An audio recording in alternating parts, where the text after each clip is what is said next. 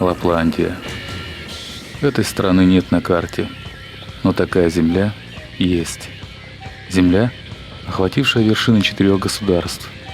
Земля, в которой с глубокой древности жили саами, в которой проживала некогда снежная королева и в которой близ финского города Раваниеми до сих пор живет Санта-Клаус.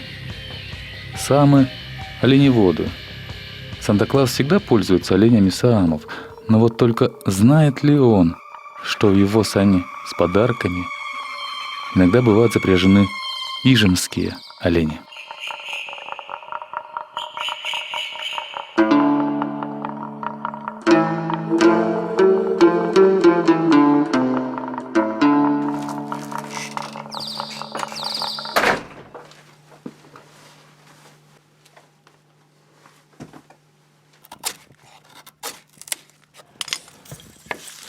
On ollut minun täällä olemisen aivan märkiä puita on nyt saanut.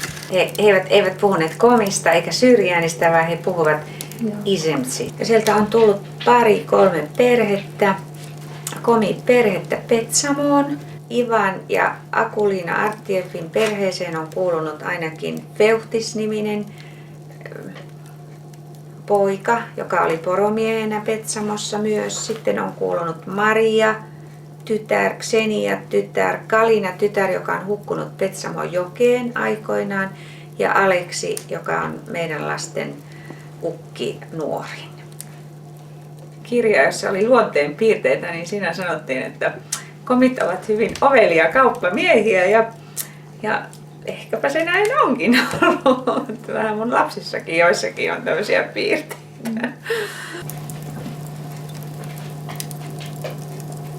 Aleksi ei koskaan puhunut siitä yhtään mitään. Hyvin vaikea aihe, kun ajatellaan, että hänen sukulaiset on ollut toisella puolella. Nuorelle miehelle sehän on ollut aivan siis todella vaikeaa varmasti.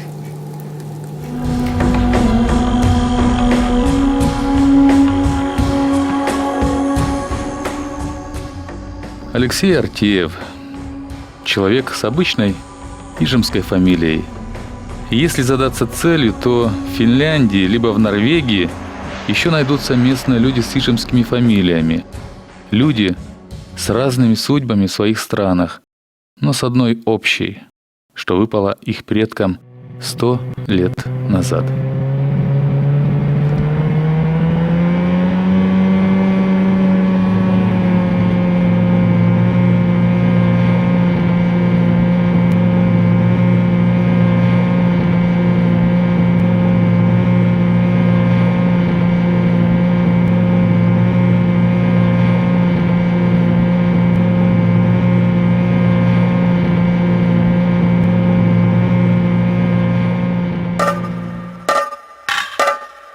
Ижма в XIX веке была уникальным местом. На перекрестке северных торговых путей. Рядом Печора, самая богатая рыбой европейская река. Рядом тайга и тундра. Есть дичь и есть олени. Ижма в эти годы явила миру фантастический пример успеха и процветания. На севере любой страны это редкое явление. Основа ижемского богатства – олень. Впервые в мире оленеводство стало большим и прибыльным бизнесом. Стада росли до невероятных размеров, пастбища расширялись и в какой-то момент перекинулись даже за Урал. В 80-х годах позапрошлого века началась большая эпидемия среди оленей. Случалось, хозяин за неделю терял почти все стадо. Разговор шел даже не об убытках, а о том, чтобы не погибнуть или не превратиться в ничто. Нужно было бежать прочь от зараженных мест. Но куда? Были снаряжены на поиски разведчики. Они устремились на восток и на запад. Через некоторое время прибыл живым из путешествия Мартын Терентьев. Прошел он берегом океана до самой Норвегии и, вернувшись, сказал, что есть земля за морем с людьми покладистыми и пастбищ там довольно.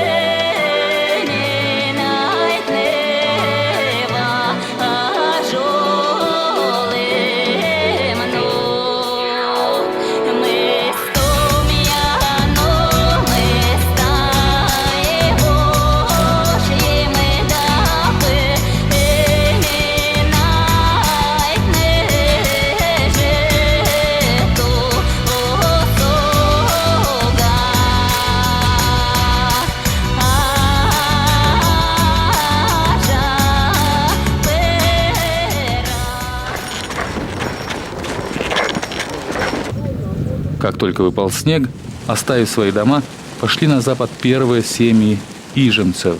С ними пошли также немцы-самоеды, их наемные работники.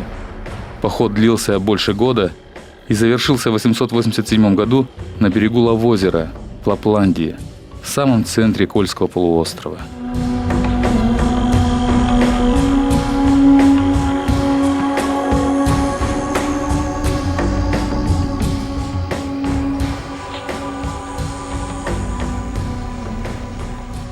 Tal lähdilli vieraskas nouate ja valdosivan lähdän kodotje pitunat ivatjudotje avnasi.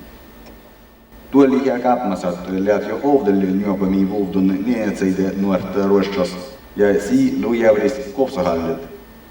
Tundra pitunat vuovda tohko tai kapmasi ja tuli, kodah vatjuudeida ovdas dallanaga.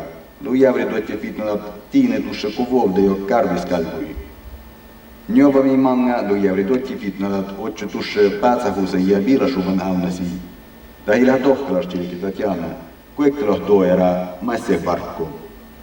Пущина, а сроди, значит, каково? Тебе ще не воїни до рану вон, ні за що.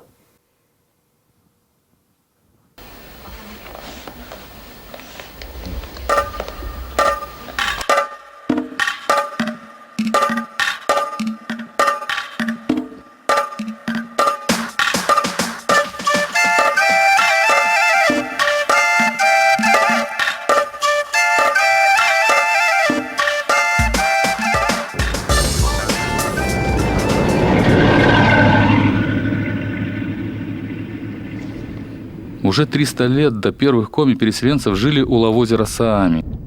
И селение их называется тоже Лавозеро. Сейчас Лавозеро – столица двух маленьких этносов – кольских саами и лапландских ижемцев. К саамам отношение у мурманских властей хоть и недостаточное, но более трепетное, чем к ижемцам. И это понятно. Они здесь 1000 лет проживали. Их культурой и духом пронизана Лапландия. Часто иностранцы, саамские сородичи приезжают, помогают в разных делах. Ижемцы это видят, но принимают спокойно. Они и 120 лет назад были здесь пришлыми, правдами и неправдами завоевывали место под солнцем. Конечно, ни у кого язык не повернется называть ижемцев чужими, но они как бы зависли между аборигенами и пришлыми, между старой и новой родинами.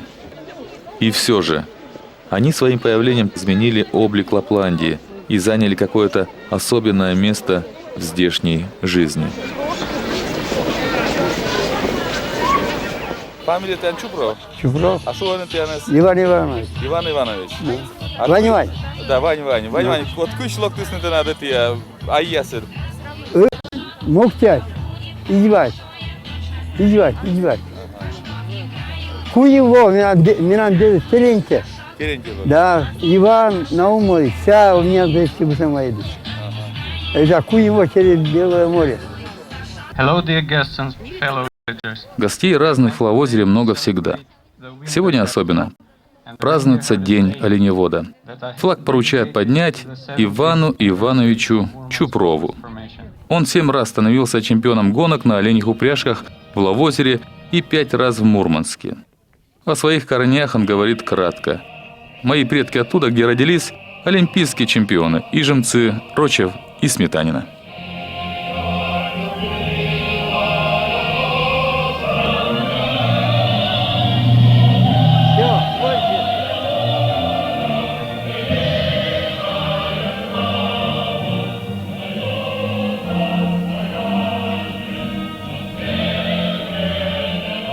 Если говорить круглыми цифрами, то на территории муниципального образования Лавозерский район Мурманской области проживает порядка 13 тысяч человек. Самов немногим более 900 человек. Значит, коми и ижемцы порядка 2000. На сегодняшний момент я не могу обозначить, что есть какие-то точки, которые принято называть горячими, для того, чтобы обозначить какие-то межнациональные конфликты.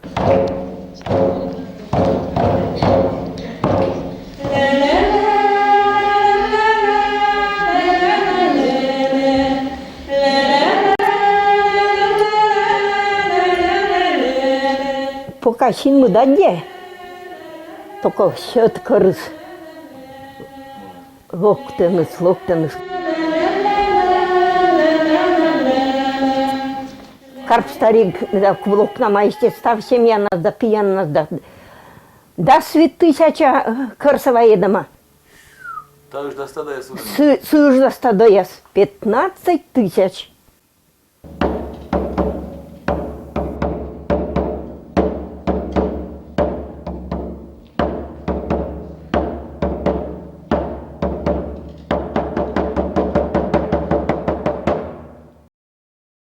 В Лавозере удивительно хороший музей. Кладезь документов, которых даже в интернете не отыскать. Время прихода ижемцев показано довольно полно. Итак, первые ижемцы появились в Лавозере в 887 году. Но чтобы получить разрешение на поселение, приходилось ждать и месяцы, и годы. В целом, власти были довольны приходом предприимчивого народа, небезосновательно связывая с этим перспективу экономического роста лапландской земли. Население Кольского полуострова составляли саамы и русские поморы, и те, и другие занимались рыболовством и оленеводством. Ижемцы не стали вмешиваться в рыботорговлю, но зато в течение нескольких лет стали лидерами по оленевому бизнесу.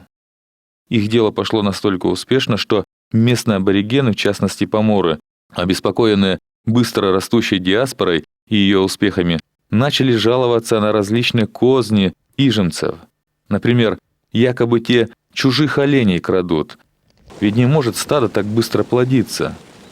Однако бурный рост поголовья связан с тем, что ижемцы, в отличие от лапландцев, не отпускали оленей в вольный выпас и постоянно находились при стаде, ограждая от зверя и не позволяя оленю дичать. Бригадно-вахтовый метод, опробированный у себя на родине, сработал и здесь. А исключительная честность ижемцев еще на старой родине была российским властям известна. Они и там в свое время вытеснили столичных купцов, предлагая северным племенам более выгодные и честные условия торга. А мы ля локтиснус, тытенвет коры сукшама. Кучамке болезнен, мы не копыткали мы вылама. Тайными нам эти я батюшко покониклен. Мамы с эти, ну, кудерет палань бабнумцы. Значит, рыцем дедален родной тёй. Кызнёляран коляма дыван, мужик из даже карнас погибнитама. Да карнас за неделю квайт пастух и карыс 1000 вылодик на Урале.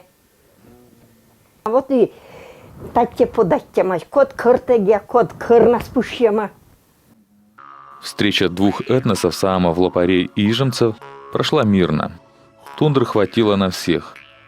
Ижемцы, становясь посредниками в торговых делах, платили хорошо что своим работникам, немцам, что саамам. Часто их бывшие работники, разбогатев, становились успешными хозяевами. Однако негативное влияние на культуру саамов тоже происходило. Саамы, видя успешное племя ижемцев, начали перенимать их язык, одежду и быт. Это, увы, объективный процесс, который наблюдается сейчас уже среди ижемцев, переходящих на русский язык и забывающих собственный.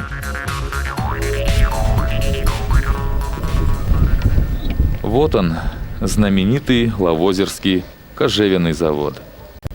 На стыке 19 и 20 века вошла в моду замша. Ижемцы тут же начинают строить кожевенные заводы.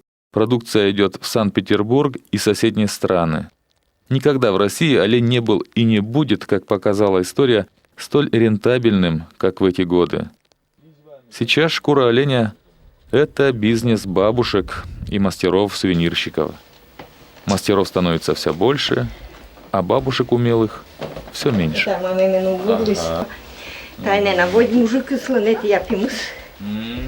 А та коли выросте? Маме. Это я пиму с 29-го года. 29-го года? Да. Уна, и эти я, Норвегия, Вури, ой, мы имели водорода. Доску и мертвую заказывать надо, Миша, у меня это не мастерская. Вы думаете, что ведь выделывать надо хорошо, шить, время. А мне написано, мы кенгура. Кудистон сынын. Амасирская бусын ниткан бураныз. Да вот и бойланыз кот сынын бура. А сынын буру только отикме. Как твоя фамилия? Чупрова. Чупрова. Не говоришь по коме. А бабушка говорит? Да. А еще кто говорит по коме? Не знаю. Не знаю. Хозяева самолета. Так вы разложили вещи. В Лавозере и на Саамском, и на Коми говорят мало. Зато здешние не преминут сказать, что языки предков еще есть, но больно далеко до них ходить надо. Случилось так, что через 30 лет после прихода Коми в Лавозеро началось их новое переселение. Причины были разные. Сначала коми стали разбредаться в поисках незанятых пастбищ, уходя на восток и осваивая берега самой большой реки Кольского полуострова Паной. А после бросились на запад, перебирались за границу, спасаясь бегством от большевиков. На Паное появляется новое коми-селение – Каневка, Ивановка и Краснощелье. Каневку с Ивановкой прикрыли в 70-х как неперспективные, а Краснощелье еще живо и сегодня встречает наш самолет.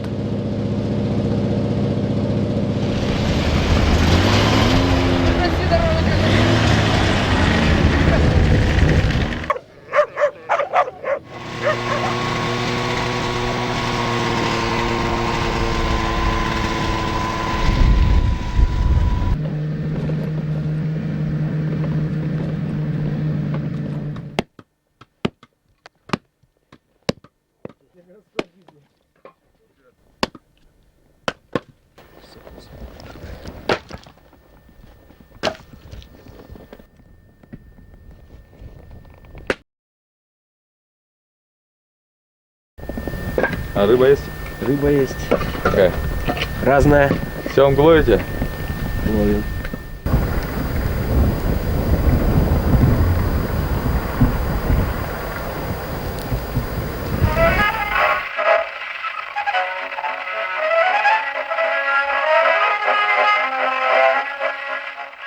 Краснощелье образовано в 1921 году.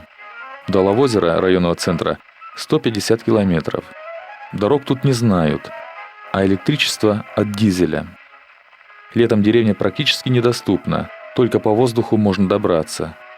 Зимой же на снегоходах по зарубкам.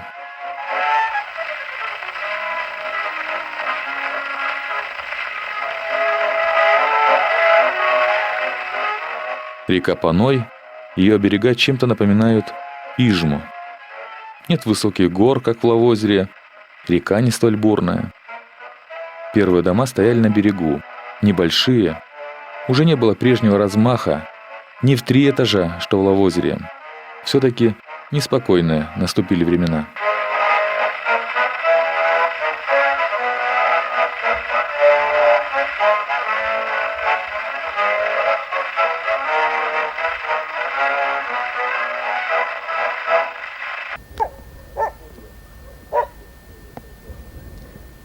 У нас Васе было 5 лет.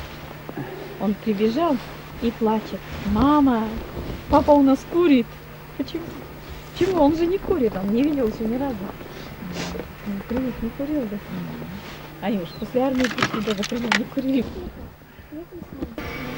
Ну что, по местам?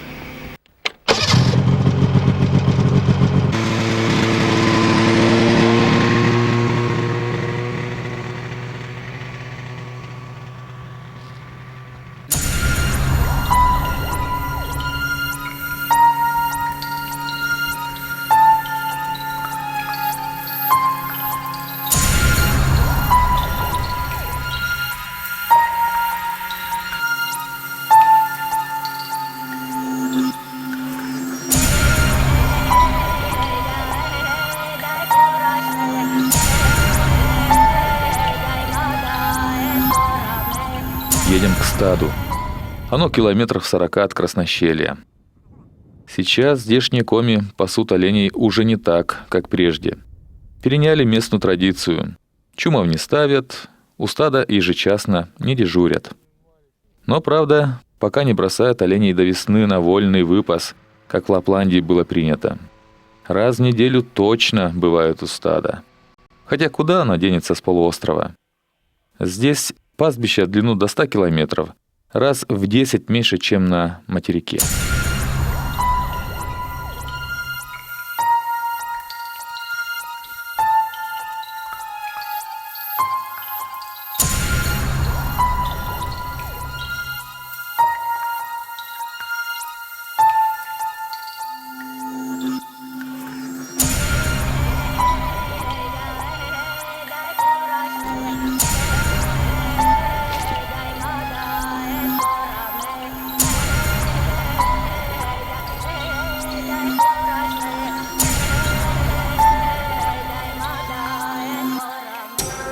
Конечно, мальчишки там, может, остаются. Нет, девчонки все-таки уезжают. Большинство отсюда. Ну, вот у меня одноклассницы, так у меня только вот я и еще моя одноклассница здесь осталась, потому что она здесь замуж уже вышла и живет. А так все одноклассницы у меня уже уехали. Ozormilona мы шам. Išvadāslen stādās es jau uznudu. Nu, šām vienam частный короче, если есть шамики вернаться. Бля, крыс все равно куда. Вот только то народу скоро возможность. Продукты завозят. Раз в 3 недели могут. Это сейчас хорошо зимой ездят. Очередь занимает с 5 утра, чтобы достать продукты. Кто в 4 придет, кто в 5. Это вот летом так. Tiedän, tulis kolete loodja. Mie oska. Okei. А мы его сатуис. Туйки карасas мы сейчас его. Сейчас оломос олом. Проходной двор. Да, проходной двор.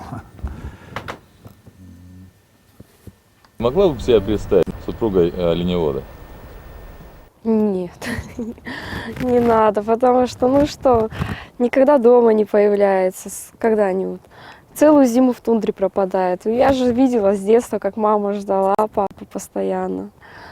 Я сама, когда маленькая была, постоянно. Папа не едет долго, постоянно плачу, где папа. Батьpa sečem часто Jona tundra vetle, Jona pe udžale, думаю, да мы sen памятник селпуктаст.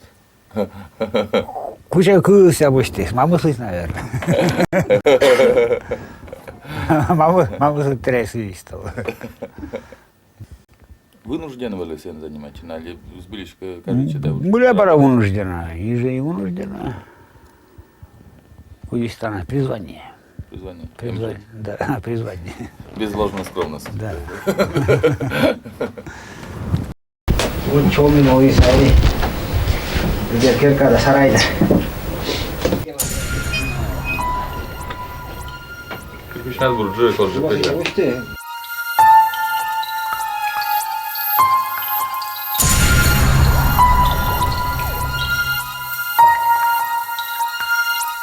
Полудикий выпас оленей требует жертв. Олени часто становятся добычей зверей и браконьеров. Этого оленя задрала сегодня росомаха. Шкура другой росомахи прибита к стене избушки на прошлой неделе. Частые гости, однако.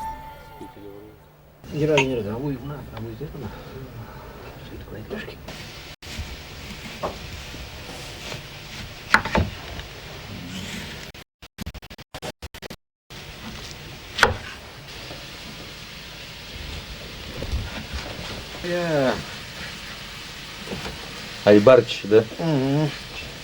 Вот таради ща и уджалам, да?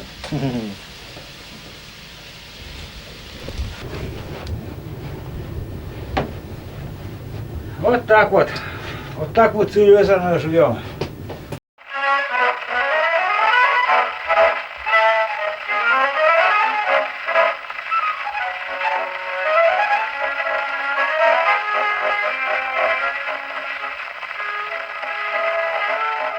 Egy volantacse, kuplázte vöcselene, Мабуть, коми куплеться чорними, бляшка і шикушенка. А это мытнескадная кома она означает. О, засернитнес, но мевила, да, вот. Не оттуда нас бусан это соус, сарапан, да бусан улас юбка, да это бусан ки, да кок, да юрси, да юр, да син. Асканам бистала здесь перевод каранула. Я не двигалась нас, что мисык. Видя себя нас и паразик мен вот ансамбль бабушка я стала бабе ой кудин стала села на лабор что локтанас да стала нас видя уланы телядис стала нас видя уланы да села на бедовор.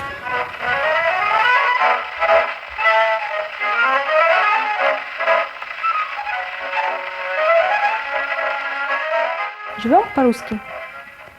Уже даже не то, что там осталось что-то от коми уклада, от быта. Да, конечно, носят одежду в определенные места, например, тундра, это немыслимо. Там, без той же самой малицы, морозы такие, что это просто не выдержать. А вот уже так в быту, в селе, это сохраняется очень мало, к сожалению. Так вот как это, вот как останется язык, если вот это потихонечку уходит?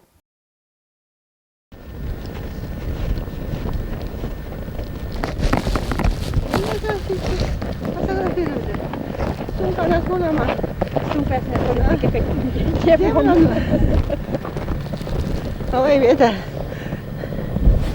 Ой, беда, давай кидала.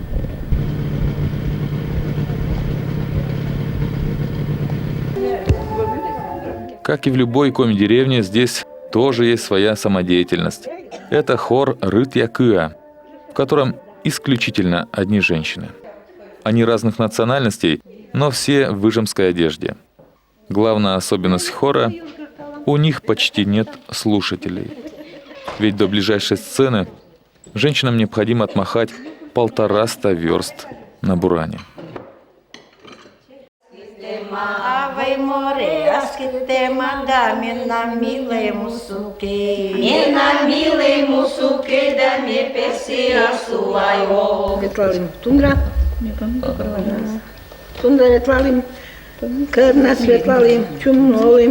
Нам деда, бабе тоже киске фамилия на Рочевяс. Нам бабе Антония Даса киске деревня Пакур или Букур или Бакур. Бакур, вот конке видим ты детство. Пакур метрали Букур или Пакур. Все олимпийские чемпионы вообще Рочевы. Ну вот у меня Рочевская фамилия. Я даже кумага выема, меня не мемысам. Копите много денег, дорогой, до нас билет. И продуктов заберите, в магазине нашем нет. Залежалые продукты на продажу к нам летят. Залежали, что в районе в Краснощели все съедят. Нас не любят депутаты, облетают далеко. Мы теперь для них обуза, мы для них глаза бельмо. Мы не просто живущие на севере, коми. Мы еще и люди, которые живут весьма традиционно. То есть мы как пришли сюда оленеводами, так мы ими еще и остались. У нас ничего, в принципе, не изменилось. Несмотря на то, что мы живем тем же самым, что и другие там народы, например, те же самые ненцы или самы. Мы, к сожалению, не пользуемся такой поддержкой, как они. В северных условиях, по-моему, равны все. Тем более сохранить самобытность народа, который здесь проживает, я имею в виду коми, по-моему, задача номер один бы должна была быть. Но, к сожалению, не получается так.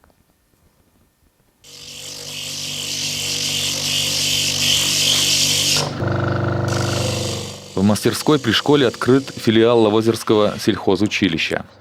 Учат здесь всех желающих народным промыслам. Это лапландское народное искусство, в котором уже здорово поднаторели финны с норвегами и приобщают теперь и население Кольского. Туристов в любом уголке полуострова пруд-пруди, даже в Краснощеле, бывают.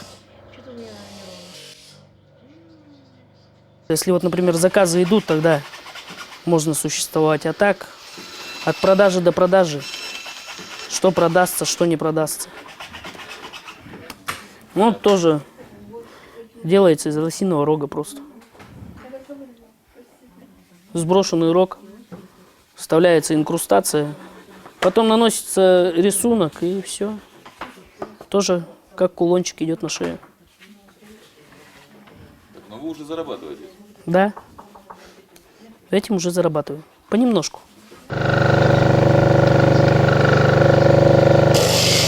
Туристы, конечно, это хорошо, но нам от них большой пользы нет никакой. Кроме, может быть, излишнего раздражения о том, что те места, которыми мы раньше пользовались, где можно было проехать спокойно, они сейчас раскуплены, эти участки. И туда нельзя, и это не моги, и это не трогай, и это теперь не ваше.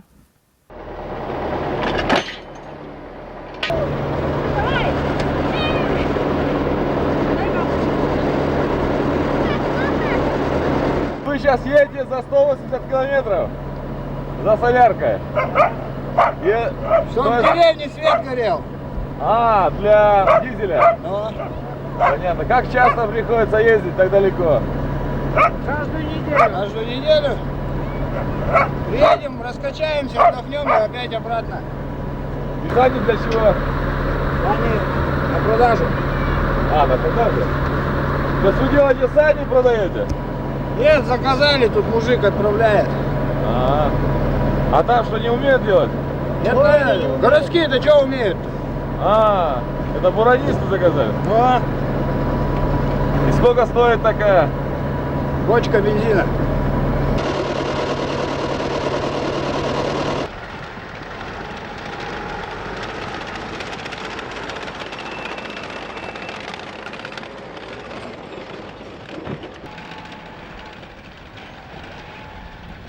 Мы так и живем здесь. Вот завтра вас закроют. Может быть, вас перевезут куда-нибудь, будете в Лавозере жить, может, еще куда-нибудь. Ведь существует же масса примеров. Паной, например, закрыли, расселили. Где теперь жители Паноя, этого села? Все рассеяны по Кольскому полуострову, где кто живет.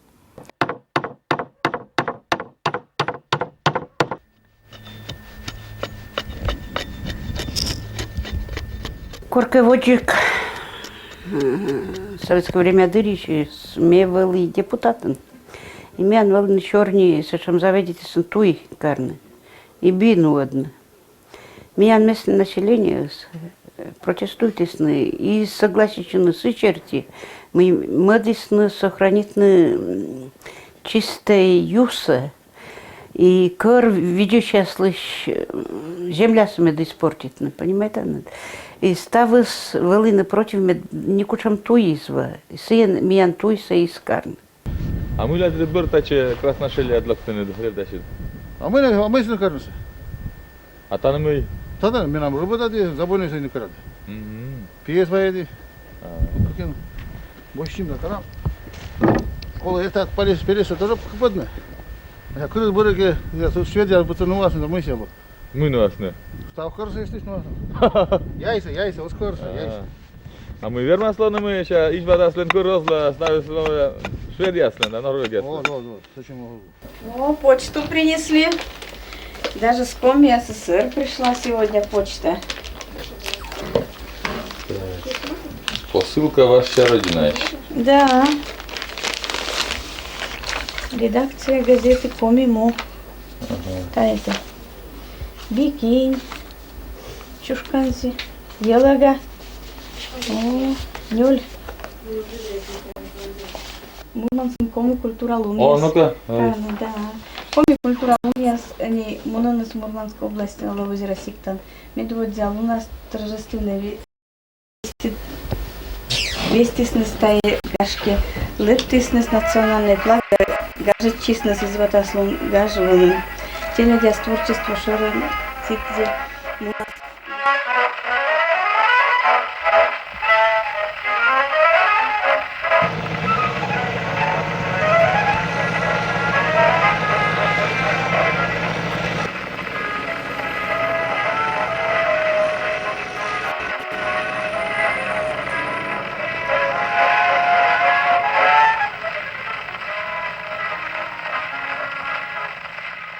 Караван тракторов, плывущие по тундре, как символ индустриальной страны, покоряющей север и несущей Богом забытому уголку частичку счастья. Олени болезни дорогу сюда не нашли. И хоть залетают порой разные человеческие беды, но остается пока здесь неизменным одно – преданность оленьему делу.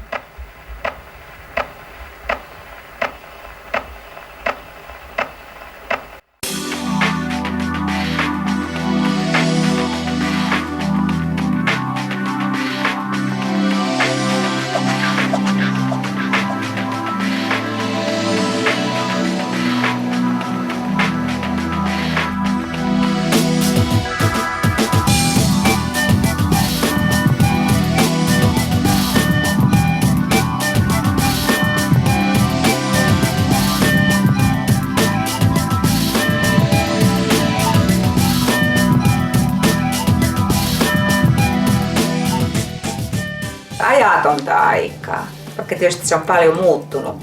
Poronhoito on koneellistunut, on mönkijät, moottorikelkat. Poromiehet ei ole enää viikkosotaalla metsässä niin kuin oli esimerkiksi minun mies tunturissa. Että he käy niin kuin kotokäsin paljon, mutta että onhan se, niin kuin se kosketus vielä ihan sama.